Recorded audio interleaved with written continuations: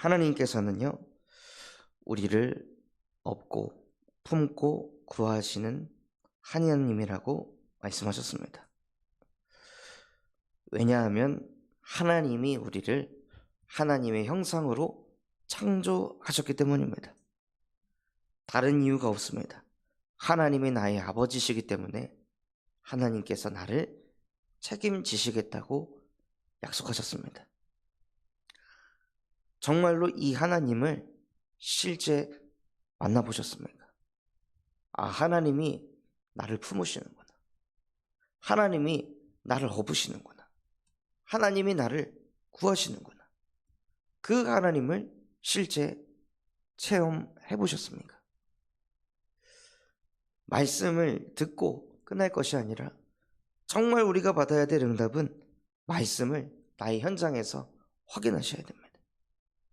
하나님께서 말씀 주시고 그 말씀을 이루는 것을 현장에서 확인이 되어야 그 말씀이 우리에게 살아 역사합니다. 하나님께서 우리가 어떤 죄를 범해도 또 불신앙하고 또 인본주의 쓴다 할지라도 하나님이 품으십니다. 내치는 게 아니라 하나님이 품으십니다. 하나님을 믿지 않고 우상 숭배했던 이스라엘 백성들을 하나님께서 다시 또 품으신 겁니다. 포기할 만도 한데, 버릴 만도 한데, 이 민족은 안 되는구나. 이스라엘은 안 되는구나. 다른 민족을 선택해야겠다 하실 만도 한데, 하나님께서는 이사야를 통해 다시 또 말씀을 주시면서 나는 너희 포기 안 해. 내가 너희를 태에서부터 너희가 내게 안겨왔고 배에서부터 내게 안겨왔으니 내가 너희가 노인이 되고 백발이 될 때까지 내가 너희를 품을 것이다 하고 하나님께서 말씀을 주셨습니다. 아무리 불신앙을 해도 하나님의 마음에는 여전히 자기의 자녀들이 있는 거예요. 그래서 하나님께서는 어떤 죄악을 범하였지라도 그것을 다시 또 품으십니다. 그렇게 하나님의 품에 들어가서 인도받다가 무너졌을 때, 나는 안 되는구나. 복음 들어도 안 되는구나. 예수가 그리스도여도 안 되는구나. 낙심하고 무너져 있을 때도 하나님께서는 그런 우리를 다시 들쳐 업으십니다. 일어날 힘이 없는 우리를, 걸어갈 힘이 없는 우리를, 도전할 수 있는 힘이 없는 우리를 하나님께서는 다시 또 들쳐 업고 하나님께서 인도해 가십니다. 그 여정을 가다가 우리에게 여전히 각인뿔이 체질되어 있는 너희 합이 마귀의 욕심대로, 또 내 욕심대로, 또 나 중심을 가지고, 또 나밖에 모르는 생각에 잡혀서 옆에 있는 사람 가문을 복음하기는커녕 가문에서 갈등을 일으키고 상처 주고 분쟁 일으킬 수밖에 없는 그러한 또 흑암 속으로 들어가 있는 우리를 하나님께서 구하신다고 말씀하셨습니다. 너희가 그 속에서 빠져나올 수 없기 때문에, 흑암에서 빠져나올 수 없기 때문에 여자의 후손을 보내서 뱀의 머리를 박살낼 것이다 하고 하나님은 또다시 우리를 구하시려고 우리에게 달려드십니다. 즉각 즉시 여자의 후손을 보내서 흑암을 박살내셨습니다. 나를 품고 나를 업고 나를 구하시는 하나님이 이 땅에 그리스도로 오신 것입니다. 누굴 위해서요? 나를 위해서. 가장 중요한 것이 무엇이냐면 나의 아버지라는 것입니다. 누군가의 하나님이 아닌 나의 하나님, 누군가의 그리스도가 아닌 나의 그리스도. 그게 신앙생활에 가장 중요합니다. 이것 때문에 저것 때문에 핑계댈 게 없습니다. 그렇게 영적 상태가 좋았던 사무엘의 메시지를 들으면서 자라왔던 사울 왕은 왜 무너졌습니까? 시대에 나올까 말까 한, 전쟁을 그치게 한 그 사무엘의 영성, 그 메시지를 받던 사울 왕은 왜 귀신이 들렸습니까? 그렇게 영적 상태가 안 좋아서 나중에는 눈까지 보이지 않아서 성경 말씀을 보지도 못했던 엘리 제사장 밑에 있었던 사무엘은 왜 그렇게 영적 상태가 좋았습니까? 우리는 자꾸 핑계를 댑니다. 이것 때문에 안 되고 저것 때문에 안 된다고. 진짜 문제는 하나님이 나의 하나님이시냐 이것입니다. 그리스도가 정말 나의 그리스도가 지금 되고 있냐 이것입니다. 배운 그리스도 말고 쓸 수 있는 그리스도가 아니라 실제 나의 모든 영적 상태의 근원을 치유할 수 있는 예수가 나의 그리스도냐, 이것이 가장 중요한 것입니다. 그래서 그 그리스도께서 실제 나와 함께 하셔서 나를 품으시고 나를 업으시고 나를 구하시는 그 예수가 지금 나의 그리스도이시며 살아계신 하나님의 아들이십니다. 이것이 모든 문제를 끝내는 방법입니다. 모든 문제의 시작이 어디서 왔냐? 나이가 예수가 그리스도가 되지 않는 것입니다. 예수가 그리스도가 되면 모든 부분에서 해방받습니다. 모든 부분에서 승리하게 됩니다. 예수가 그리스도가 될 때 모든 응답과 축복들이 쏟아지게 되어 있습니다. 나의 모든 기뻐하는 것을 이루리라 말씀하셨잖아요. 하나님의 모든 기뻐하는 것이 어디에 함축되어 있냐면 그리스도 안에 함축되어 있습니다.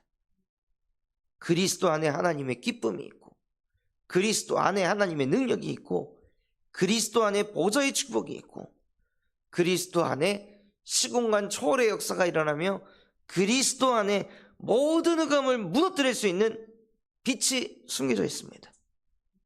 그 예수 그리스도가 지금 나와 함께 하신다는 겁니다. 그런데 뭐가 문제가 있고 뭐가 안 되고 뭐가 시험거리고 뭐가 낙심거리겠습니까? 하나님께서 말씀하지 않으셨습니까? 내가 먼 나라에서 나의 뜻을 이룰 사람을 부를 것이라고. 정말로 하나님께서 그 시대에 고레스라는 그 페르시아 제국의 황제를 일으키셔서 바벨론을 실제 무너뜨리셨습니다. 하나님께서 여자의 후손을 보내겠다고 실제 약속을 하시고, 예전부터 약속하시고 태초부터 약속하시고 그 약속을 하나님께서 반드시 시행하셨습니다. 그래서 그 여자의 후손이 이 땅에 오셔서 성령으로 잉태된 예수, 자기의 백성을 그들의 죄에서 건져낼 자로 하나님께서 이 땅에 예수 그리스도를 보내셨습니다. 우리를 업고 우리를 품고 우리를 구하실 그 이름 그리스도를 보내신 것입니다. 그 예수가 우리에게 그리스도가 되는 것이 하나님에게는 가장 큰 기쁨입니다. 가장 큰 행복입니다. 그리스도로만 구원받을 수 있으니까요. 그리스도의 이름으로만 하나님과 함께 할 수 있으니까요. 그리스도의 이름으로만 우리의 모든 죄악이 씻겨지니까요. 그리스도의 이름으로만 흑암의 권세가 박살나기 때문입니다. 그리스도의 이름으로만 가문을 살릴 수 있고 현장을 복음할 수 있습니다. 그래서 우리는 오직 그리스도입니다. 오직 그리스도가 되는 것이 하나님에게 기쁨이요 하나님의 가장 큰 행복입니다. 그래서 하나님께서 계속 반복적으로 얘기하는 것이 무엇입니까? 너희가 그렇게 우상을 숭배하던 그 우상을 봐봐라. 움직이지도 못하지 않냐. 부르짖어도 응답도 못하지 않냐. 심지어 그 미르는 짐승들에게, 그 지친 짐승들에게 업혀가고 끌려가는 그냥 무거운 짐덩어리 아니냐. 아무 능력도 없는 그 우상에게 왜 절을 하고 기도를 하느냐. 나 외엔 하나님이 없느니라. 나는 하나님이다. 나 외에 다른 이가 없느니라. 하나님 한 분밖에 없다는 것입니다. 여호와 한 분밖에 없다는 것입니다. 오직 하라는 거예요. 다른 것 쳐다보지 말고, 다른 것 의지하지 말고, 다른 것에 빌지 말고, 다른 것 가지고 기도하지 말고, 나 하나만 바라봐라. 원래 우리는 오직 하는 하나님의 형상대로 창조된 존재입니다. 다른 것을 보지도 않고, 의지하지도 않고, 기대지도 않고, 오직 하나님, 오직 그리스도, 오직 하나님의 나라, 오직 성령이 우리에게 임하는 것이, 그게 하나님이 우리를 향한 뜻과 계획입니다. 다른 것이 없습니다. 오직이 되는 영적 상태. 어떤 상황 속에서도 예수가 그리스도라고 고백하고 선포할 수 있는 영적 상태. 절체절명의 순간에서도 그리스도 이름 붙잡을 수 있는 그 영적인 상태. 그래서 그리스도와 함께하면서 나의 일을 하는 것이 아니라 하나님 나라의 일을 이루는 인생을 사는 겁니다. 그것이 무엇입니까? 하나님께서는 반드시 하나님 나라를 이루시는데 저와 여러분을 통해 하실 일이 무엇입니까? 가문을 살리는 것입니다. 가문을 복음화시키는 것입니다. 가문의 역사하는 모든 제사의 흐름을 그리스도의 이름으로 박살내고, 가문 안에 예배를 회복하고, 가문 안에 복음 받지 못한 영혼들에게 이 복음이 증거되도록 하는 그것이 하나님 나라의 일을 이루는 것입니다.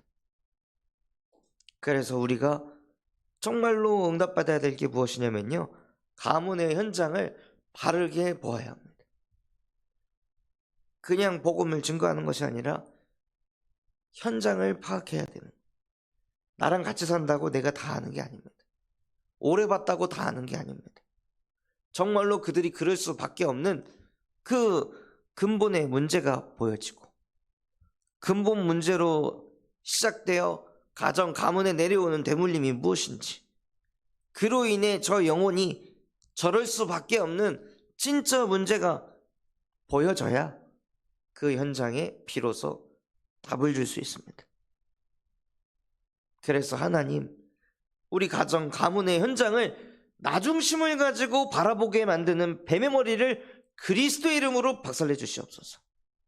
가정 안에서, 가문 안에서 우리 상처 가지고 바라보면요, 절대 복음화 못 시킵니다. 그래도 그렇지, 이런 생각 가지고서는 가정, 가문을 살릴 수가 없습니다. 가정 안에서 일어난 모든 일을 요셉과 같이, 이는 하나님이, 저 사람 때문에 우리 가문이 이렇게 됐다가 아니라 하나님께서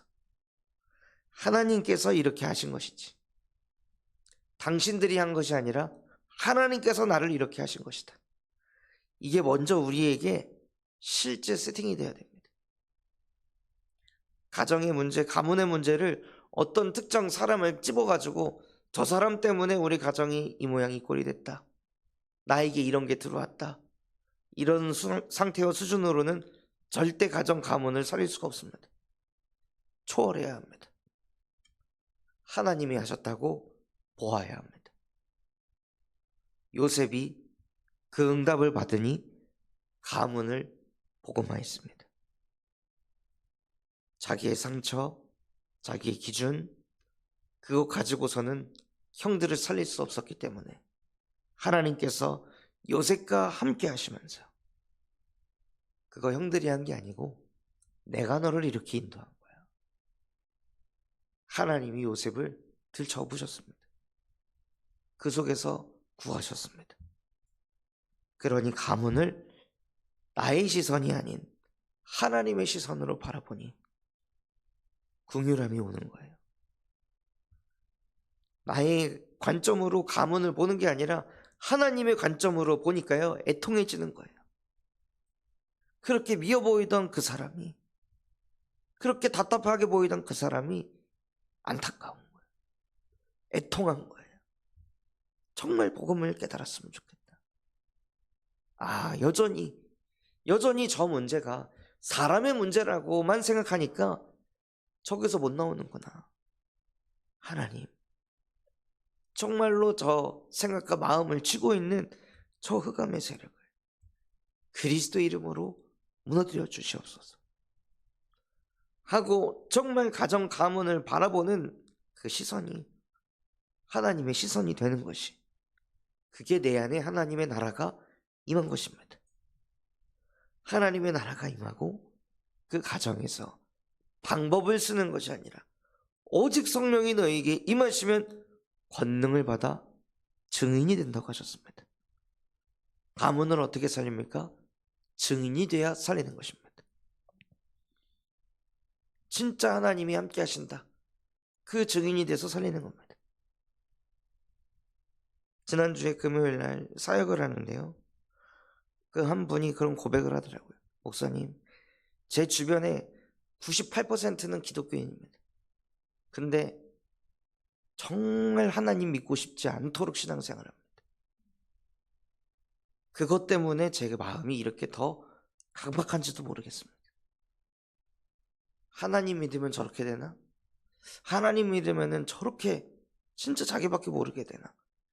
이런 생각을 더 많이 하게 되니까 하나님을 믿고 싶은데도 나도 모르게 내가 하나님 믿는 순간 저렇게 될까봐, 그게 무서워서 마음이 자기도 모르게 다치는 것 같다. 그런데 정말 둘째 형님, 둘째 누나만은 구원받은 것 같다. 그분들에게서 나오는 것은, 진짜 하나님 믿는 사람은 이렇게 다르구나. 그분들의 이 마음과 중심이 자기에게 전달이 돼서 이렇게 예배를 하게 되는 것 같다고. 증인이 되니까요, 가문에 그 오랫동안 있는 흑암이 박살나는 겁니다. 말로 가문 복음화 못 시킵니다. 메시지 가지고 가문을 복음화 시키는 게 아닙니다. 증인만 가정 가문을 살릴 수 있습니다. 그래서 하나님, 내가 무슨 능력으로 증인이 될 수 있겠습니까? 오직 성령이 내 안에 임하게 하옵소서. 마가의 다락방에 임한 주의 성령으로 나의 영혼을 충만하게 하여 주옵소서. 갑절의 영감을 나에게 쏟아부어 주시옵소서. 주 예수의 은혜로 가문을 복음화시키는 증인이 되게 하옵소서. 그래서 가문을 복음화하는 것이 하나님 나라를 이루는 것이며, 또 현장을 복음화하는 것이 하나님의 나라를 이루는 것입니다. 그래서 우리의 가슴에 가문만 있는 것이 아니라 현장이 있어야 합니다. 결국에는 가문만 두고 계속 기도하는 것은요, 어찌 보면 그것도 나 중심일 수도 있습니다. 그걸 넘어서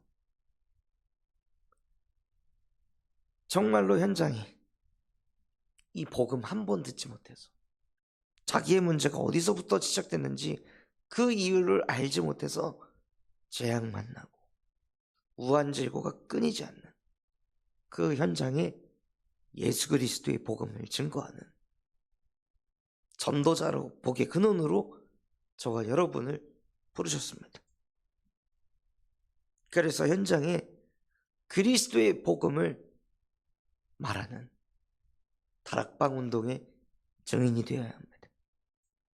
하나님, 한 번 사는 인생, 내 영적 문제 가지고만 그리스도 누리는 것이 아니라 정말로 내가 가진 영적인 문제, 2, 3, 7, 5천 종족의 영적 문제 아닙니까? 호남 땅에 사는 모든 사람이 그 문제를 겪고 있는 것 아닙니까? 그렇다면 나도 연약하고 부족하지만 그런 나를 통해 하나님께서 원하시는 전도 운동이 일어나게 하옵소서. 생명운동을 일으키는 다락방 운동이 실제 나를 통해 응답되게 하여 주옵소서 하고 현장을 복음화시키는 것이 하나님 나라를 이루는 것입니다.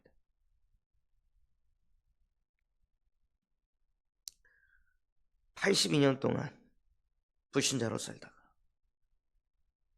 어느 날 복음을 듣고 뭔지는 모르겠는데 들을 때마다 자기 안에서 뭔가 치유가 일어나고 눈물이 나고 은혜를 자꾸 받으니까요, 말하지 않아도 그냥 매주 그 자리에 앉아 계시더라고요.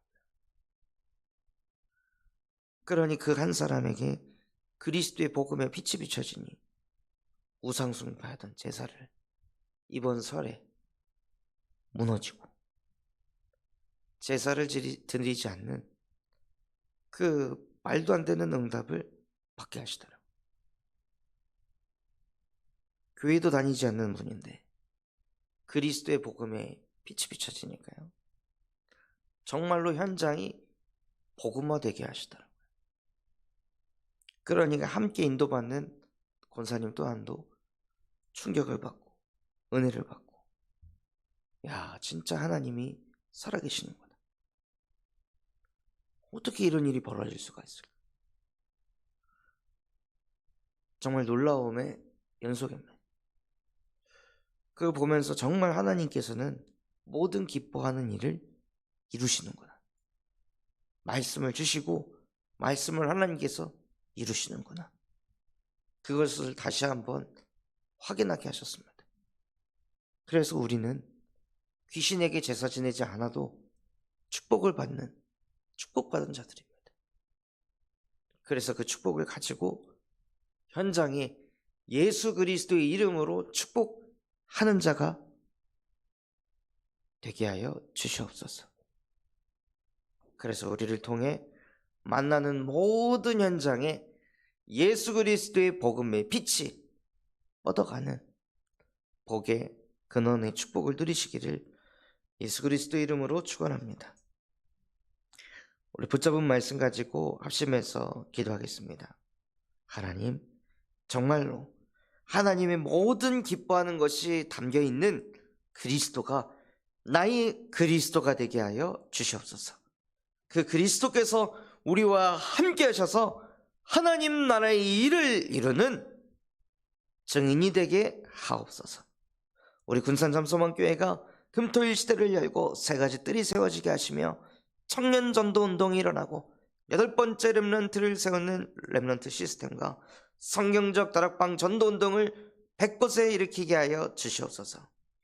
바티전 선교원을 통해 미래를 살리는 7천 전문 지도자가 세워지게 하시고 호프 동아리를 통해 마약 예방 교육을 할 전문인과 사역할 제자들이 세워지게 하시며 인도 전도학교를 통하여 인도 복음화의 축복이 이루어지게 하여 주시옵소서.